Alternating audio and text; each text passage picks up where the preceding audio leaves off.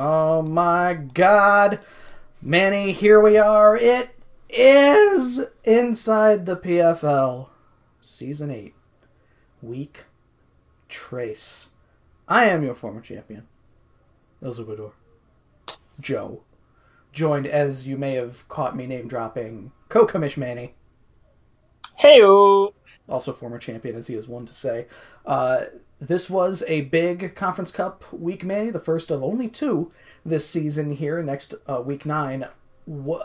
Give me some of your thoughts on what happened this week. This was a crazy fun-filled week. I'm really excited that we have the showdown next week, but we'll get to that later in the pod. But I mean, yeah, like all the first big interdivisional play to help kind of shape things out. Well, it really kind of separated the field a little bit. People picking up some key wins, some key losses. It was a wild week. It's kind of a shame that the biggest win of the week happened within conference, so that no Conference Cup points were scored for that. But let's jump right into things. The first game that happened this week, Mike getting the +1 over Rob here. Well, let me make sure, actually, that I forgot that, this is interactive, so there we go. We change it over here inside the PFL, Week 3. Mike versus Rob is the first thing here. Mike and I were talking about this yesterday. Mike is pretty terrible at early game Pokemon. Yeah, he I don't know what it is, man. When the opponent, it's because there's so many options in the beginning of the game. That's what I think. That's might be. There's a lot of different plays you can make, whereas like in the mid to late game, you're kind of like after a few months you're kind of pigeonholed into going a certain way. You're boxed in. I think that's what we came up with, is basically that the options are so many that Mike usually ends up making the wrong one, or he's more than likely to make the wrong one, because in this battle, despite getting a +1 win, after 4 turns, KB and Gardevoir are dead, so he's already... Two really big hitters that you don't want to lose in the first 4 turns. Mike has this big KB guy in the back, and he's just been he's just been the figurehead of the team. He hasn't actually done anything. It's one of those weird things because, we'll often talk about you get KB, you get him out there, and you slam Z-Ice and something's going to die. But, I mean, maybe it was just bad luck this time, because Rob starts with Gengar in this match here, and they both had the same idea, basically. It just came down to Gengar was faster. Yeah, I mean, I'm really liking that a lot of people are, myself included, we're just kind of putting passive to the wayside, and we're leading off with the very aggressive leads. KB, Gengar, very no setup, no possible play around, because Mike led Gavencha last time, and then he had to click Thunder on the Cloyster. It was just a whole mess, and they never got sticky webs up, and then so he learned from that point of view, Yeah, I think that we talked about it a bit, where Mike is almost always, from his choice of lead, other than against Drac with Aggron, he's on the back pedal pretty much, so he's got to do better with choosing his lead, because otherwise he's going to be switching out turn 1, which is never where you want to be. No, you really don't want to lose that turn 1 switch. You got to pick him on that's like effective against the majority of a person's team. But yeah, we'll see if Mike can pull it together, because he does eventually come through. He has a really good team, and like Mega Aggron has just been like the linchpin. Without Mega Aggron, I don't think Mike has his wins. Not really, no. And I mean, he should really like make use of a fucking Focus Sash if you're going to start with Galvantula too, or something. Don't go Life Orb like an idiot. Like, you either Choice Scarf to get it out and then die, or you go to Focus Sash to get it out and then die. You pick one. You can't have your cake and eat it too. I look at Garrison. He's done well. And we'll talk about his match next here, but what Frostlass has done across all 3 battles, where he doesn't need to do anything other than put the Focus Sash on it so it can come in and eat a hit, but that's also partially damning of his opponents for not setting up hazards either.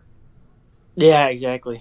Yeah, you got to set up so you can get rid of that Focus Sash users, but I mean, Garrison has used Frostlass to perfection with Destiny Bond, like just the threat of Destiny Bond. So we'll see if more people start using Focus Sash. But really, this came down to, despite Mike losing his premier attacker and his premier special attacker within the first 4 turns, Rob didn't have anything for Galvantula. Essentially, this is where you run into the problem of speed tiers and things like that, where Galvantula was just faster than everything, and Compound Eyes made Thunderbolt hit. It raises it to 93% accuracy or thereabouts, so it's going to hit more often than not. Yep, yes it is. And Rob, that's really Rob's fault here. Rob likes to design crazy-ass sets, but he doesn't really game plan against his opponent. Rob just brings what he wants to bring that week. So it doesn't surprise me that they showed up to game day, and looking at the team preview, he would have been like, shit. It almost worked. What do I do against here? Yeah, no, it almost worked because of Mike's atrocious early game. And hello, Murphy. No, Murphy, we haven't done your battle just yet. That's, we're doing them in order, so whenever that happens, that'll happen. Let's actually... 3 battles from now. Oh, 3 battles. There we go. Let's go ahead and move on to Garrison versus Jack here. Garrison pulling out ahead here. Both he and you are the only people with 3-0 right now, 3 weeks into the season, and him a good +9 ahead of you as well. Garrison's just balling out, dude. He's winning and he's just shitting on kids. He didn't even have to use Terrakion this week. I think mostly because the biggest problem Jack faced in this battle was Nidoking, because it had everything for all of his Pokemon, basically. I mean, that's Nidoking, though. Nidoking, he's the coverage monster. He just slams buttons. You don't ever have a reliable switch in Nidoking. You just have something that's good enough, and you just have to hope that you can kill Nidoking faster than he can kill you. And we did see that the way Garrison was playing, I guess because he had a comfortable lead, there was a lot of prediction radio going on, pretty much. A lot of Ice Beams on Magneton, a lot of things that, a lot of sleep powders on Tangrowth when you're Venusaur. Just basically assume it, while Jack was trying to fight for as much as he could to try and just, do damage at points. Yeah, I mean, after he pulled a little bit ahead, he just, he kind of took his foot off the pedal there a little bit. But, at that point, with all of his threats very healthy, you know what I mean? Right. They don't, don't even risk it. So, if he lost him on here or there, he won the battle, he kept his threats alive, so. Yeah, and he also, the predictions did go off well in one instance of, we were even saying during the live broadcast, Nidoking comes in on Lando, and it's okay, well, Gyarados is probably coming in trying to bait the Earthquake here, and then, of course, wouldn't you know it, Gyarados comes in, and the Earthquake hits, and nothing happens. Yep.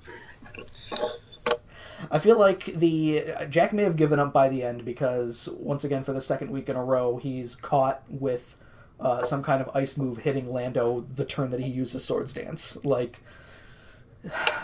late in the game... You gotta scout. You gotta do damage, too. Scout. That's the threat of having mons with 4 times weakness, is that you could just slap coverage on something and you're going to do a sizable chunk.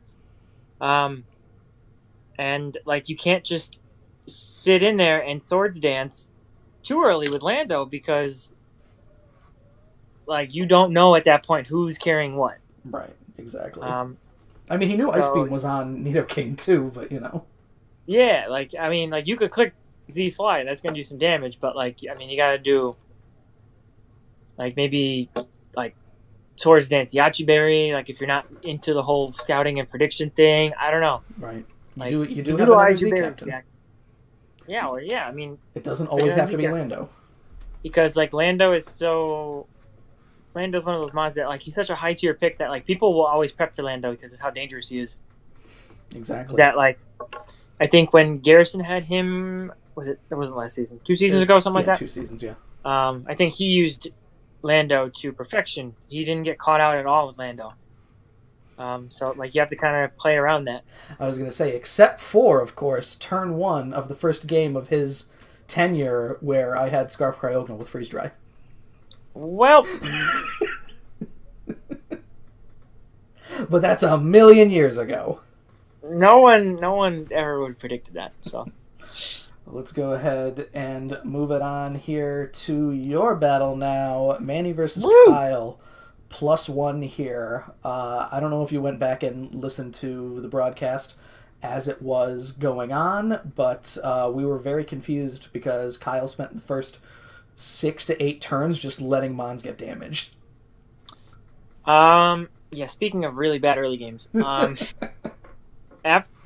sitting there and like my plan was to lead Dragonite the whole time. And if you listen to the pod or to the live broadcast, you would know that my Dragonite was weakness policy.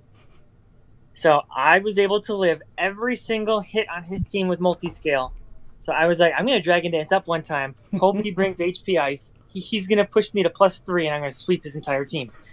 But he just let me Dragon Dance on top of Liger twice after knowing he was slower. And then I ended up punching holes in his tank line completely. And then I took Hydreigon down to like 66%, and I took Coco down to something similar. So yeah, by the time that Dragonite was finally gone, Kyle's entire... He did his work. He did exactly what I needed him to do.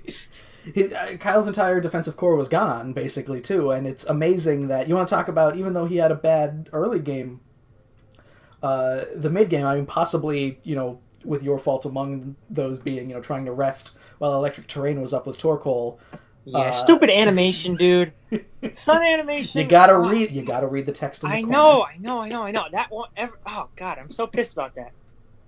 Stupid animation, man. Because that's the thing. You ended up in a position kind of similar to Rob, where there were just mons that were faster that were going to, since you couldn't speed up with Venusaur anymore after the sun was gone, you were in a, I wouldn't say a tough spot. You did still have Zebstrika in the back pocket, and that's how you ended up winning, but it ended up costing you the rest of your team in the process, basically. Well, once, I mean, number one, I played the mid game pretty terribly. Speaking of taking your foot off the pedal, after Dragonite did all that work, I felt comfortable with the game, and that was probably my biggest mistake. I felt comfortable. So I kind of took my foot off the gas a little bit, trying to save mons, get clean switch-ins, not really risk anything that I don't need to risk. Mario strategy, as we discussed. Yeah, exactly. So after he popped his electric seed on Hawlucha, I was like, well, fucking Venusaur's useless now because every time Venusaur comes in, like Hawlucha just comes in now. Mm-hmm. So I wasn't really too worried about my core. And the rest in the electric terrain wasn't that big of a deal because, I mean, like, I would have Lava Plumed and Hydreigon would have taken another, 17%? Yeah. So, it wasn't really going to swing anything. So, it was a good 2-mon swing. I could have saved Torkoal and went hard into Keldeo if I didn't sack him earlier. So, maybe I should start going against the Mario grain here. Play a little more carefully, like someone else later on down the line. Yeah, I don't want to lose.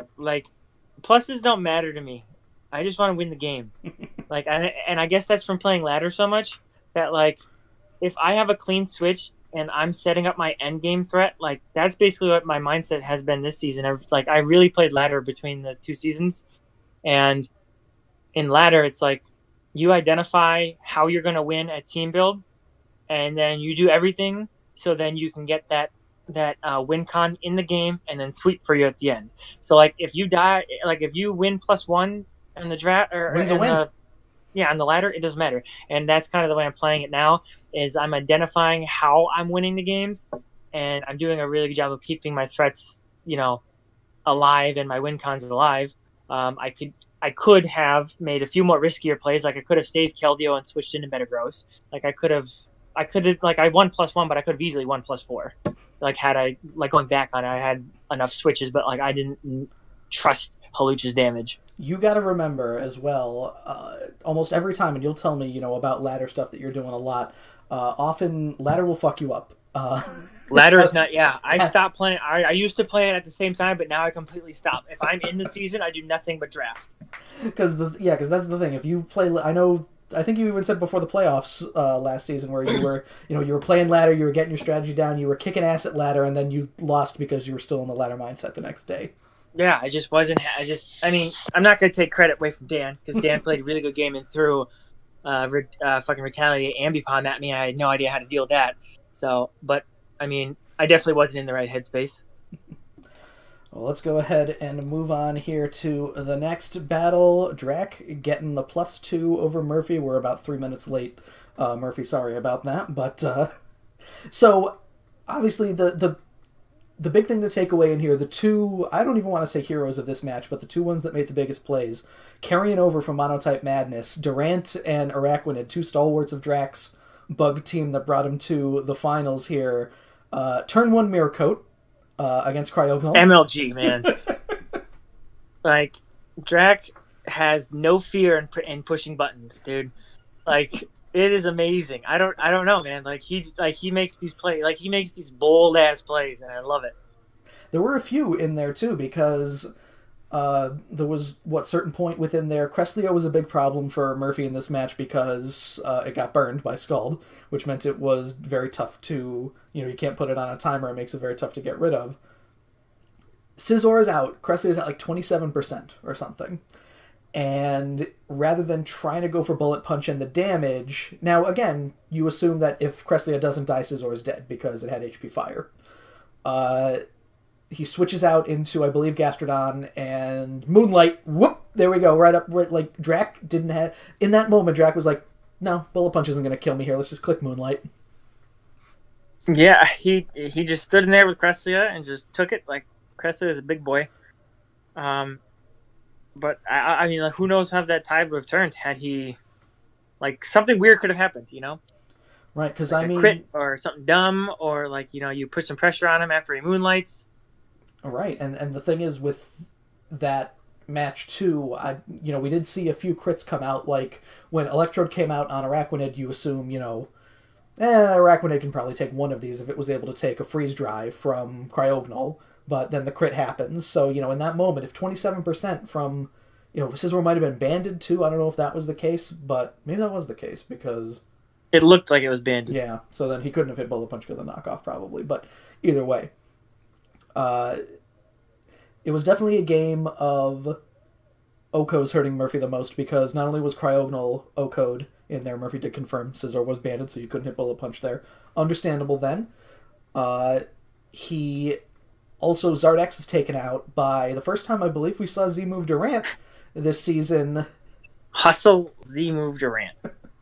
Continental Crush coming in clutch, getting rid of Zardex. That's Durant as a Z-Move user isn't a bad idea because Z-Moves are basically, they're going to hit no matter what. So Hustle just gives you a little boost on top of that. Yeah. Like, I mean, and it's smart game planning. Like if you liked Durant in that match, and the only thing that was stopping you was Zardex, it makes all the sense in the world just to bring Stone in. just bring Continental Crush and then guarantee your victory right there. Yeah. It's like all those Bloom Doom Heatran sets. Oh man, I would have liked somebody to bust that out, but Heatran's still sitting on the waiver wire right now, ready to get picked up. People are gonna rush to Bloom Doom. He gets a grass move. What is that, grass knot? That Solar beam. So what the fuck? All right, fair enough. Fair enough. Makes sense, I guess. But yeah, Drac getting the victory here. I'd say it was a well-earned victory, but it was definitely a story of Oko's in the match causing the most problems for Murphy. Okay, let's bring in next. We got M1 over Dave, and no, Murphy, keep Zardex. Zardex is better than Heatran. yeah, Murphy, don't. Yeah. Zardex is dangerous as fuck. You just have to be just a little bit more careful with them.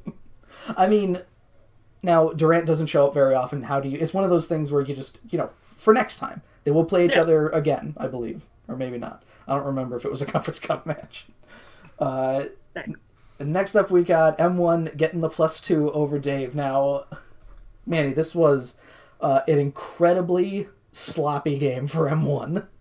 Yeah, oh gosh. I remember watching this live, and I was like, what the hell is happening right now? Like, I didn't know what I was looking at. So many Mons got burned. Mega Mawile gets burned in the match. And he still did a shit ton of damage. Oh, yeah. Tyrantrum was under threat of being burned at least. It took at least 2 Sacred Fires, so statistically it should have been burned. Like, yeah, like, there's no reason it shouldn't have been. It was ridiculous. When you have things like Mantine with Water Absorb, that could have been switched in. When you have things like Salazzle, that could have been switched in on the... Yeah. How about Ferrothorn doing a fair amount of damage with Power Whip when it's burned, too? Sneaky. Sneaky good. But these are just, learning experience things that M1 will have to... Not only that, he had to, if on paper, if you told me I got to face a team that has Prankster Screens, Charm on... Prankster Charm as well on Meowstic, going up against Chansey, and Azumarill, Z Bellydrum Azumarill. On paper, that looks nigh... you can't get over that, basically. No. Yeah, it's tough. He had the screen set up, and I don't know, man. It was like they just couldn't find a way to activate their end game. It just felt like a bunch of mid-game plays. It was like the game was over, and it was just like, oh, this doesn't make any sense. Well, not only that, but other little things too. I mean, it was nice to have, because as soon as Azumarill hit Belly Drum, it was nice that Dave could have just hit normal Belly Drum. No need for him to hit Z Belly Drum. I don't know what other, do you just put Return on Azumarill maybe? Aqua Jet, Play Rough, Return, Belly Drum, just so you have something else you can use Normalium Z for. Because the fact that Mawile was slower meant that the move didn't do anything. The Z Belly Drum just had him go down to 50%. And... Can you Belly Drum and then Z Belly Drum immediately after? I know you can't get any higher. Will it just fail because you can't go higher? Or does the heal happen before the... I think that's actually a good question. The heal might happen before the... The heal happens before the +6. That might happen before... That might be something to look into, because that could be a really sneaky... That could be a really sneaky play. Because that's the thing. If Dave survived with 1%, after that turn, and, had to hit Aqua Jet on Mawile to get rid of it, the only thing that stopped it was the faster Quick Attack from Staraptor. Yeah, Quick Attack. Oh my gosh. I love Staraptor. It saved the game, basically, because, at that point, It did. But, that's something to look into. Dave, if you're listening, hit Belly Drum if you know you're at full health, and then if you survive the hit Z Belly Drum next turn. Just get healed. It goes, oh, stats can't be raised any farther. Move failed, and you're at 100% now. And then you're hitting those Aqua Jets, and you don't have to worry about Quick Attack. No. The only thing I have to say about this match, because M1 won it with Scarf Tyrantrum, which he also put Roar on for some reason. He was not... he forgot in the middle of the battle that Tyrantrum was Scarfed. Or during Team Builder, I guess, because, Roar... It's a weird play, Roar on a Scarfed Pokemon. Yeah. Did he read the fine print of Roar? Where Roar's secondary effect is this move always goes last? Who knows? What I know, Prankster Screens, Prankster Reflect will work this season, because if that stays up, if you don't have removal, if you can't get rid of those screens, what are you going to do? It's like these ancillary things that like we as a league need to start doing. Like we talked about the power of status the other week. Like the powers of screens, like dual screeners are like they could really swing the battle. You probably should have one. Like, even if you're spending 40 points on it, like Meowstick or like Carbink or something. Yeah, just go in there, get not even two of them. Like if you're going up against a team and you're like, oh, like I'm really only afraid of these physical attackers, just bring Reflect. Just bring Reflect. And then all of a sudden, like their physical attackers do significantly less damage. Now, we did mention, please remember that Defog does get rid of screens. It is something that it has over Rapid Spin. So, right. I just think that Dave's team is just was a little too with Chansey and Mega Sableye. So I think that like Dave has a good idea where his team is set up in a way where almost all the heavy lifting is done by Azumarill. It's basically like a variation of the team I had the one season. I was just like, I really only needed Mons to get to like 70% health for Entei to blow them back. So it's just like slow bruiser offense. So like he just switches and does passive damage with this really ridiculous tank line, and then he just comes in there with the Azumarill, and Azumarill is gonna kill you with an Aqua Jet from fucking 60%. Like yeah. He's just exactly. So, and he's got a Azumarill and Entei, coincidentally enough. So, he just needs to get a better handle for the team, I think, and he's going to start blowing people back, because that, like you said, the tank line, the defenders that he has are absolutely ridiculous. Next, we've got here Dan getting the +1 over James. I don't think... I might have to go back and check if they played previous to last season, but, currently, of the last 3 games that have been played between Dan and James, Dan has won all 3, so I was right expecting... He's got his number. He's got his number. Really, there was a bit of luck involved in the match, I will admit. Now, Jirachi, I mean, you'd say, oh, it's luck, Jirachi getting flinches, but it is 60%, so... At that point, you're banking on it. Right. It's like it's not luck anymore. It's just... Because there were a few things in that match. Banded Zygarde 10, getting Ironhead flinched, getting a crit, not only so like 90-some%. Then the flinch, and then it's like, well, I can't hit E-Speed now because this is a Steel type. So I think that the flinches were the biggest problem that James had to face there, because certainly there were points where it looked like Dan was trying to sabotage himself. Yeah, you have to be ready for flinch Jirachi. It's a problem. It's definitely something you have to game plan specifically for, and you just hope to God that he brings support Jirachi and not offensive Jirachi. There were things in that match too, like classic James things that I'm sure that he was really mad that he didn't get a chance to use. Like we saw Sub Punch Zero Aura in there, I believe it was Garrison, I think it was Garrison calling out that as soon as All Out Pummeling came out from, or was it Murphy who was there? I don't remember. Either way, there were so many people on the fucking broadcast on Tuesday that as soon as All Out Pummeling came out, it was basically like, oh, what that. He used Substitute. That has to be Focus Punch. And it's like, we went and checked. Zero Aura gets Focus Punch. Not really expecting that to happen. Oh my God. James is a bad man. Not only that, he had Cosmic Power Starmie, too. Toxic Stall, Cosmic Power Starmie. I don't get that one, but alright, yeah. That's the thing. Psychic doesn't really cover any of Water's weaknesses, so you're still weak to stuff, but, And Starmie's not that big. Spongy enough, I think. It's not going to get one shot by a neutral move most of the time. No. We gotta talk about it, though. So, Unburden Hitmonlee. There are a lot of ways that you can get to Unburden. And Mario and I have had conversations a lot about potential things like Power Herb Skull Bash, like to get there. Love it. As we saw in this one, White Herb Curse to get there. Love it.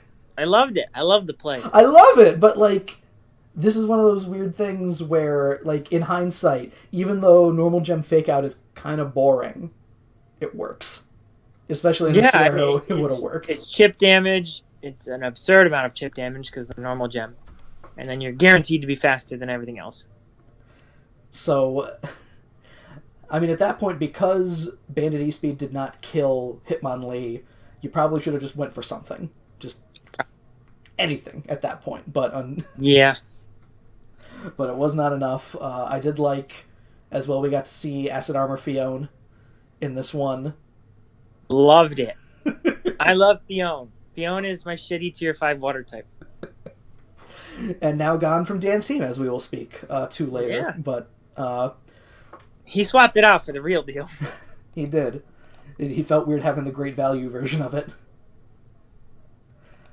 Okay, so moving on here, we got the biggest win of the week. We have now 2 weeks in a row with +6s.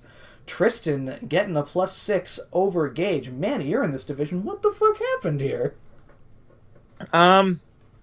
Tristan has a team that is just fully dedicated to one strategy, one and only one strategy. And it just seemed to me that Gage just didn't look at the team card. Like, I don't know. That's basically my only answer is he didn't look at the team card because he had nothing for any of the mons. And Tristan just played it super safe. He bounced around some mons. He got Trick Room up safely, and then, he just ran the train. If Gage doesn't have a dedicated mon with Taunt, he should get one. I don't know. Taunt, protect. Like, you need, you're in the division with him, and you have to deal with him again next week. Get Golbat, or like I'm assuming one of the reasons you picked up Crobat is because it's a fast taunter. I picked up Golbat for how fast and its utility. But that certainly helps.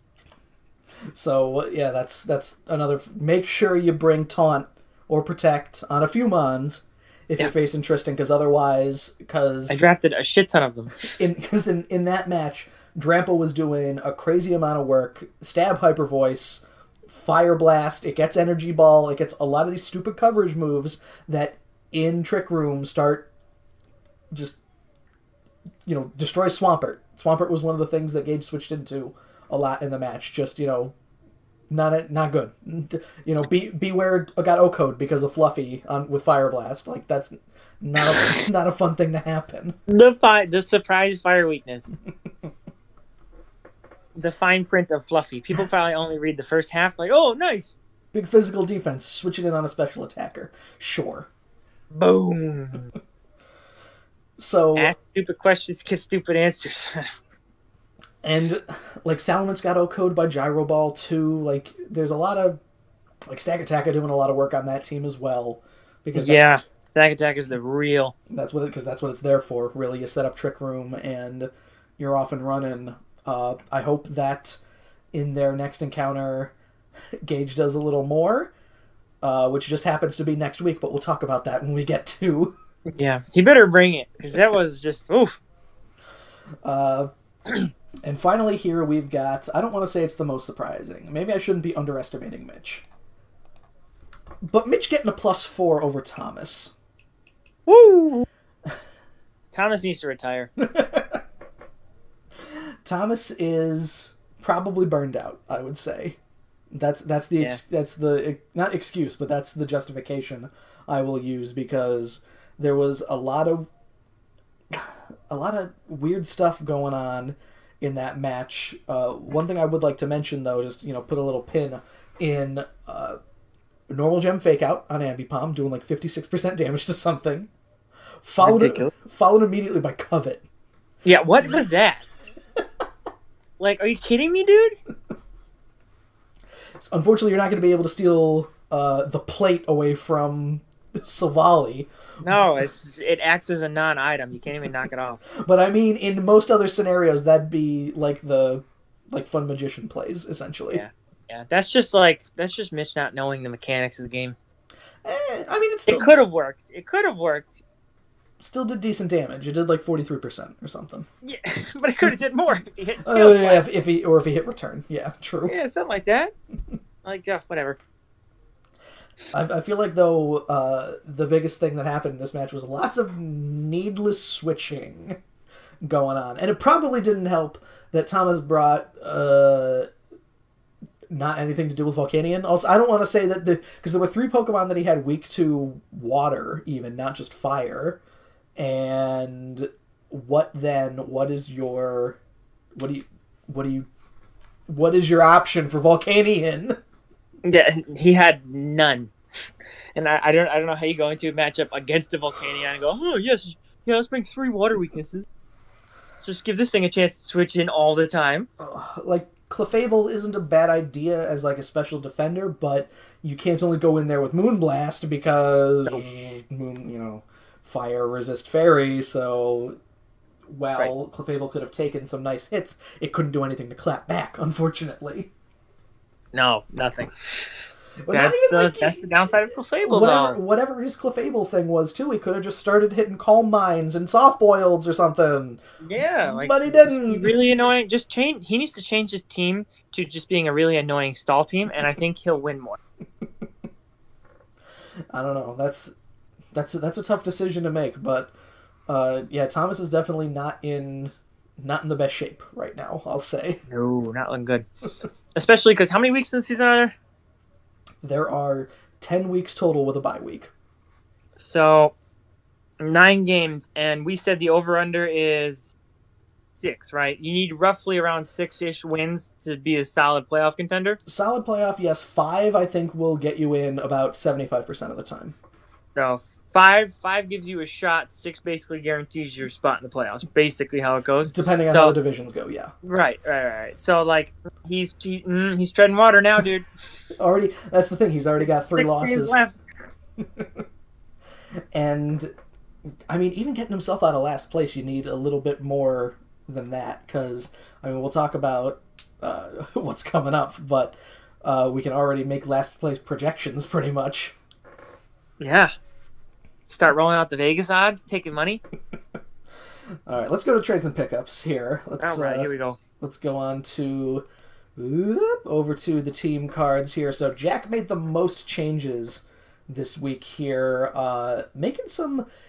Originally had a lot of physical attackers, and I think we noted that. To which he's rectified a little bit here. Mega Beedrill gets dropped for Alakazam. I like it. I'm surprised that normal Alakazam was still available, quite frankly. Yeah, it shouldn't be, but yeah. He dropped Jarmanitan for Mega Houndoom, so gives him a little more speed in that regard, too, and leaves him to put the Scarf on something like Magneton, or his last pickup here, trading out Linoon for Passimian, which is also something that we talked about previously. Love it. Love Passimian. So he's got a lot more bases covered here. I'd say that the only, not even dead weight on the team, but Swoobat's the only thing that I'd look at and be like, what is this doing on this team here? Like, what spot does this take, essentially? The niche. Simple plays. Woo! Swoobat! Yeah, he's the jet flame. the jet plane flying. Limousine riding, kiss stealing, wheeling dealing, son of a gun. You're 16-time world heavyweight champion. If only. Anyway. If only. Dan made some changes that we alluded to as well here, making something that was mostly said in jest on the broadcast when we did it here, which was he had Mamo and he had Fione. Now he has Manaphy and Piloswine. He did the old swap. He did the bait and switch. Now, Piloswine has not been used very often, I don't think. I think Thomas had him last season but didn't really use him. And Mario had him 2, maybe 3 seasons ago, where it proved to... Because, I mean, on paper it's not great, but it is, what was at one point a fully evolved Pokemon that you can give the Eviolite to now because of Mamo. And its defenses are pretty solid. Yeah, they're solid defenses, especially with the Eviolite, and you could do things like, it does have Ice Shard, So you can Mm-hmm. just having a stab priority move is always helpful. Yeah, I mean, I don't know. I like Mamo Fion better than Manaphy Pilot Swine. I'm curious But as I mean, with the Manaphy, I feel like he's just selling out for the right now. Like hydration Manaphy sets are just death. that's the only thing. I wouldn't be surprised if he does at one point switch Kingdra from from Kingdra to Manaphy as the co-Z captain. Oh no, he needs to be the main Z captain. If he wants to use the Z Rain Dance plays. Yeah, I don't know. Maybe he'll find that the Z moves on Torn aren't doing what they need to do, and he can switch Manaphy I in don't for that. think. Yeah, Torn is better when Torn has options. Yeah, I think Torn is straight utility, like knockoff, defog, U-turn, things like that. Torn Eye as a Z captain I think is better because of Prankster too. Yeah. Torn Eye can set up and then blow something back, whereas like Torn T is just a pivot. Right, pretty Come much. in, take a hit, do something crazy, U-turn out, gain all that health back.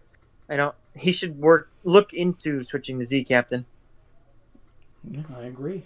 So, And that does cost. oh yes, though. please keep in mind So everyone is aware. that is one trade and Counts as a pickup. Yep. So, but I mean, otherwise the team's very solid. I don't see anything. I had Umbreon. I wasn't a big fan of it, but I feel it's good at what it does. So it all just comes down to like personal opinion as to things that need to change on the team. Yeah.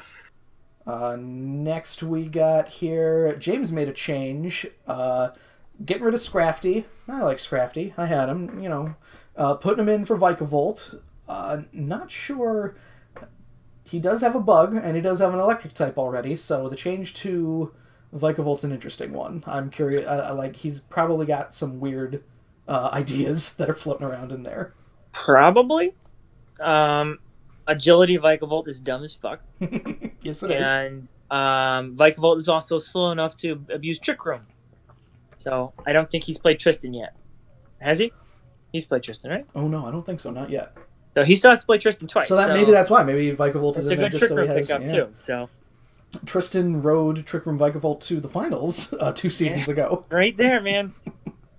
No one could stop that little bug. Especially Mike. Yeah. Oh, poor Mike. We've got a change from Drac here, dropping Lurantis for Alolan Golem, where the justification was, I believe that Drac said that he was looking at the rest of his schedule and there wasn't really a slot for Lurantis in there, so changing to a different Tier 5. Alolan Golem does have Magnet Pull, which I think is its biggest upside, I'd say. Mm-hmm. Because with all the Z flies running around, it 4 times resists that. It does that too, and I was going to say even like a steel type that it traps, it ends up neutral because of the electric typing. Then, so I'm wondering if that's possibly half of it. If you're doing like balloon magnet pull trapping, if you're doing weird galvanized plays. Yeah, I was gonna say it gets galvanized too. Galvanized explosion could happen. Oh God, help me. And the final trade and pickup we had was yourself getting rid of Lycanroc Dusk for Crobat, and you alluded to a little bit of why you did that here, but please, if you don't mind expounding further. I just need more utility. That's basically what it comes down to. I have a bunch of mons that fit kind of the same role. I don't really need Lycanroc when I have E-Speed on Dragonite, and when I have Bolt Punch on Metagross. Like, Metagross is bulkier, does the same thing. You know what I mean? So That's true. Yeah, like, there's these niche plays, like, like Sash Endeavor and all this good stuff, but, like, I don't know. Crobat is also faster, so, like, I didn't lose anything with, like, fast taunting, and, Crobat is also deceptively bulky. As we've seen. Yeah, so it can run banded sets. Brave Bat is fantastic. Love that set. But yeah, like the utility of Crobat. Crobat really, really effed me up last season when Dan won. So. And I'm glad to see that Metagross is still on your team, because I know that when we were talking last week, it was on the chopping block. No, after I saw the calc that Halucha did to Metagross with a high jump kick, it did like 20 to 30% or something like that. I was like, he's staying. I don't like I didn't care if he died there. He was staying. I'm glad, because Metagross needs a good home. But now we have some Mons that I'm... One of the warnings that I gave to Dan, because we talked about the switch there, was that if you drop Mammo, someone is going to pick it up. Oh, for sure. As soon when you told me that, I was like, There's like get my hands on the Mammo. Not many people are chomping at the bit for Manaphy, and Mammo is a pretty hot commodity. Mammo is prime real estate. You should have shopped them around before you dropped them. Oh yeah, could have got a trade for him or something. Yeah, we don't really and do then that save yourself a pickup. Oh well. Yeah. Well, let's move on here. We'll take a look at the standings from the week that was here. As I said, no changes to who's on top here, despite all of the kind of weird goings-on that have happened here. Garrison leading out the Troze division. He's got a 2-win lead now, thanks to Murphy's loss. So, and a 9-point lead as well. So, can we say that Garrison has locked up the division 3 weeks in? Yeah. I mean, Murphy's a contender, but like, Garrison realistically has to win like 2 more matches. and with that plus, he'll be in a fantastic spot, even at 5 wins. So right, and Garrison is coming dangerously close. Like if he smashes these next 2 weeks, and I'm one of them, so I'm hoping I don't give up too big of a plus. Like if he smashes 2 weeks again, then there's no doubt in my mind. Like if he can get to like plus, like over these next like 2 or 3 weeks, like if he can get to like 5-0 or 4-1, and like close to 20, he's in. Yeah, I know that many of my playoff seasons, like I think I got in with plus 13 last season. So that's the thing. Garrison's already gotten as much plus in 3 games as I got in the entire season last season. That was when you had the worst differential I think ever. Yeah, that was you were because my two losses were plus 5 losses. So at one point I was like I was like 4-2 with technically like a -2 differential. It was bad. That was fantastic. Mitch's big win here, getting the +4, has him jump Mike in the standings in the Snap division here. Yes. Drac has to watch his back here. At this point, and I think that Jack in last place is not something that's going to stick, especially with the team that he has. It's just something to where, it's probably a learning process thing, but it's Mike always ends up in the division that seems to be the most competitive, and I think that's going to happen again. I was gonna say, like, regardless of like skill level and things like that, like I think the Snap division is going to be the most fun to watch with like all the movers and shakers. Like I feel like it's going to be like one of those NFC South kind of a deals where just like someone's in first and someone else is in first, and then like every week there's someone else new in first. So yeah, this is I believe Drac and Jack are playing, so like just both of them ending up 2-2 at the end of that. Say if Drac loses, that could be a complete reversal of fortune. Yeah, that's right. Yeah, like if Jack gets a big enough win this week, he jumps to first place. Like it's crazy. Speaking of somebody, chomping at the bit right on your heels, Manny, Tristan's big win, putting him +9 now, 5 ahead of everybody else in the division. The only thing that again, if you lose, because you're facing James this week, right? Yeah, James, then Garrison. James and Garrison in a row, that could be a complete reversal of fortune to where, yeah, worst case scenario, 3-2, and then suddenly now you're either third or last in the division. Exactly. Like I'm 3-0, and I don't feel good about it. I should feel much better than I do, but I don't. That's the worst feeling. That's how I felt last season, where I was like 1 game up on Mike for almost the entire season, and it was just like, I don't know, because if I lose, it's bad. Yeah, exactly. Like, I mean, like, since like wins matter like a shit ton, but like the pluses are what really drives the league forward. Like I'm like, if I lose and like, yeah, like me and Tristan have the same record, he's fucking gonna be like 7 ahead of me. Yeah, way ahead of you. So like it's just gonna be completely out of, and then like it's crazy, man. And as well here in Stadium, very surprising to see the standings. I think I commented to Mike are basically reverse of what you would expect them to be. No offense to M1, of course, because he's got some good wins, but like, and Dan as well because he's the fucking champion. But Kyle has a certain tenure, a certain aura of him, to where you look at 1 and 2 plus 2, and you know that's not going to last. No, Kyle's just like a time bomb. Eventually, there's going to be a no more mistakes moment, and then there will be no more mistakes. Yeah, like Kyle's like a very like technical battler. Like he's like dude is surgical when he battles. Like playing him, like I messaged him and I was like, dude, like I hate playing you. Like it's just because like when you go into a match, you think of like there's some ebb and flow and somebody might misclick or calc something wrong or like predict something wrong. But with Kyle, there's just none of that. And you make very sound plays throughout the entirety of the battle, so it makes you feel like you have to bring your A game against him, and it's terrifying. The only unexpected thing that will happen would be him getting a crit on you, essentially. Yeah, exactly. Like that's the only thing that you can't account for, because like he's just so surgical. He plays everything so technical and like it's, and he builds his teams in such a way that like his teams are designed like, you know, like NFL defenses, like don't give up the big play. Like little things might happen in between, but like his teams are always built so that like they're in it for the long haul. Definitely. Like I saw in my match, like I had him dead to rights the first like 7 turns of the battle, and then I won +1. So that just goes to show his team building and his prep and his battling. Like he's so good. And let's look at how the Conference Cup updated this week here.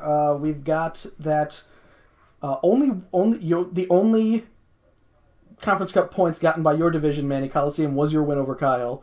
Yeah. So you guys are at 8. I thought I could count on James at least in the Conference Cups, but he's let me down, man.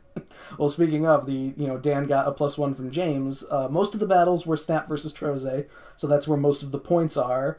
Yeah, I was going to say, Snap really came out of nowhere. They got a nice +7 on there. Troze getting a +4. It's mostly just going to be 2 Conference Cup matches a week moving forward here, as you'll see. Hopefully everything looks pretty close by week 9, which is the last week of the Conference Cup. Let's hope. Let's go, Coliseum. Let's go, boys. Come on. And finally, I think it's time for some Kamesh Picks, Manny. Here we've got the Week 4 lineup that we got going on. First of which, among these... let me hit the Kamesh Picks tab. There we are. Okay. So, we've got here first Dan versus Kyle, the reigning champ, versus the previous season, 2 seasons ago reigning champ here. The first few matches are going to be sweeps week, unfortunately, but I got Kyle on this one. Yeah, I got Kyle too. I don't know how a champion, like I feel like Dan's the champion, but like I feel like he's always the underdog. I feel like no one's ever like Dan's gonna smash this battle. He's got a John Cena thing going on. Yeah, like it's weird. Yeah, he's got some like Patriot mentality. Like, yeah, we're the fucking underdog. We're gonna run the table. I mean, I think that Kyle's a more sound of a battler. Mario has chosen Kyle as well. Then we've got here James versus Manny. I know, Manny, I said I would choose against you 3 times this season. I was proven wrong once. I'm not going to be proven wrong 2 weeks in a row. I am going Damn straight, Joe! I'm going with you. I'm going with me, too. I'm going to fuck his shit up. And Mario going with you as well.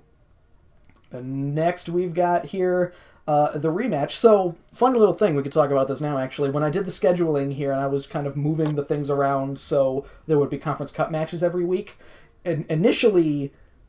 week 9 was where week 3 was, but then I noticed. Wait a minute, Drac versus Mike happens in week 2 and week 3. I better change that. So I moved them around, not noticing that as a result, Tristan versus Gage is now happening in week 3 and week 4. I love it. That's great. I don't mind it. Hey, I gave them both a heads up. I let them know, hey, my bad. That's how scheduling kind of went. And I even said to Gage after his loss, like, hey, if you want to make any trades and pickups, let me know.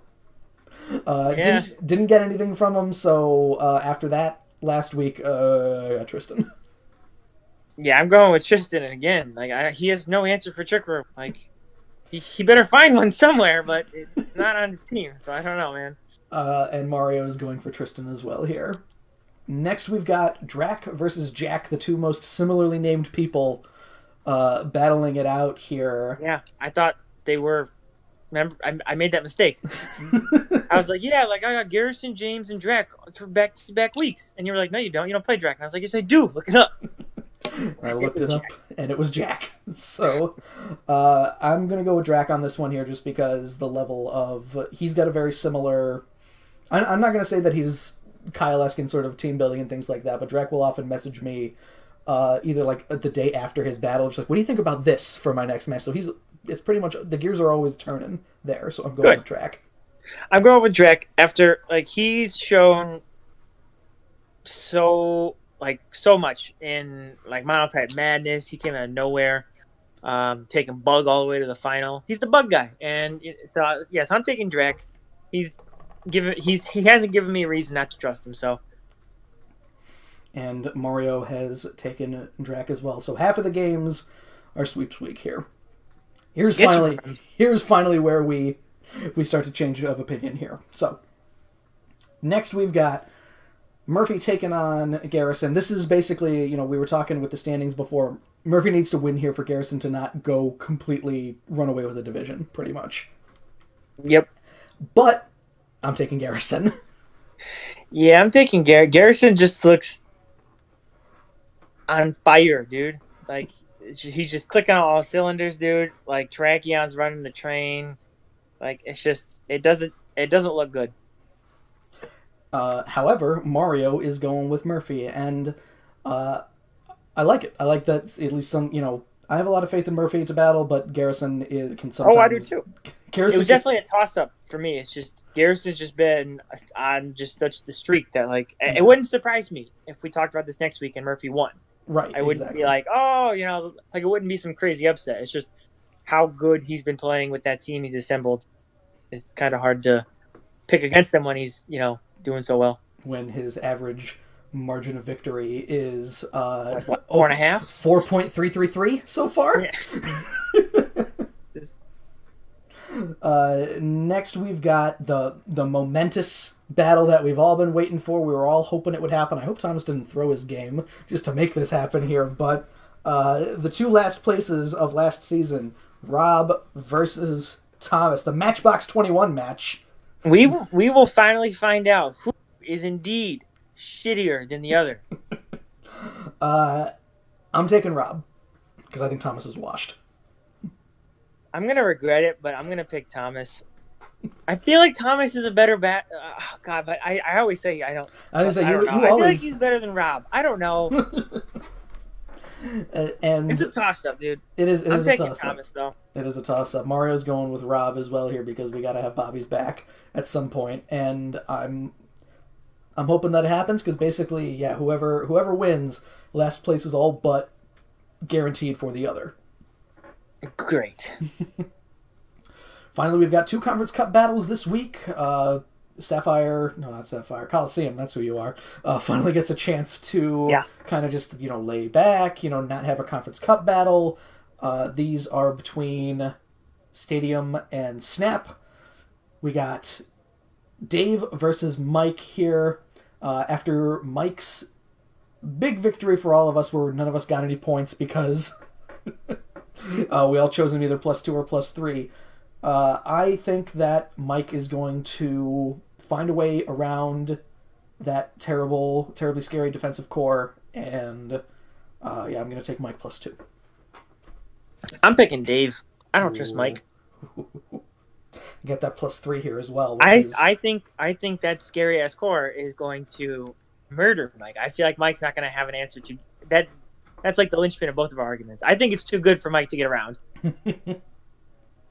And Mario is taking Dave +1 here, which I feel like it's very difficult for Dave to win a match +1 given the defense. Unless, he's either it's very much he's either losing or winning by a lot. Yeah. So we'll see what happens on that one. Finally, we've got here M1 taking on Mitch. Mitch in his last week of classes, I think, so hopefully he won't have to battle on Thursdays anymore or, thereabouts after this week. I'm taking M1 +3 because I still think Mitch... Both of them are battlers that I would say have a lot to learn, but I think that M1 has learned more at this point. Yeah, it's going to be a hilarious match. Like, I'm ready for it. Like, I think it's going to be... Like, there's going to be a lot of unnecessary switches. There's going to be sets where we're like, what is happening? It's just going to be the whole 9 yards. It's going to be awesome. It's going to be a great match to watch, and I really want to watch it live. But I'm also going with M1. Like you said, I just think that M1, he learned a little more than Mitch. And Mario is going with his protege Mitch +2 to round things out. So that is the week ahead here. It starts tomorrow, Sunday, and Manny, the question that is on the mind of everyone, the Conference Cup is behind you. It's almost all interleague play from here on out, other than week 9, of course. You got the bye weeks coming up. This is, you want to go into the bye week if, you're one of the people that does indeed have the bye week next week. You want to go in there on a high. Is this the most important week of the season? Like, what kind of question is this? Right? Of course this is the most important week, dude. Like, we're getting to that point now where, like, we are like, what? Like, a third of the way through, a quarter of the way through. We're getting there. We're almost done. Teams are starting to make some moves. The pluses are starting to get ridiculous. People are giving out +6s like it's candy. The bye weeks are coming up, so now the standings are gonna be lopsided for a few weeks. Like, some people like Thomas are grasping for their bye week. They're like, please, I need air. I'm drowning over here. Like, now is the time, right before bye week, to set yourself up to go into the latter half of the season in a good spot. But is it the most important week of the season? Yes! And with that, I think we can turn the page on this one, close the book on week 3, a big Conference Cup week. We've got, Conference Cup matches every week until the end here, so I am excited for how, not even just that, but how, the week ahead and weeks to come go for there. Do you got anything before we finish up, Manny? Good luck to everyone. Let's have some good battles. No more +6s. Like, unless they're to Manny, unless you're giving the +6 up to him. Yeah, you hear that, James? So then, for Inside the PFL here, I am Joe. I am Manny. And everyone out there, as Manny said, enjoy your battles, have fun battles. In general, have fun. Peace, guys.